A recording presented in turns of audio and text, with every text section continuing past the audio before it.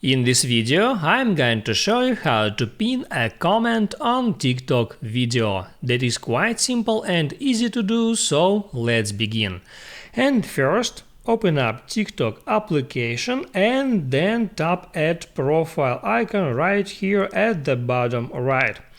Then open up a video.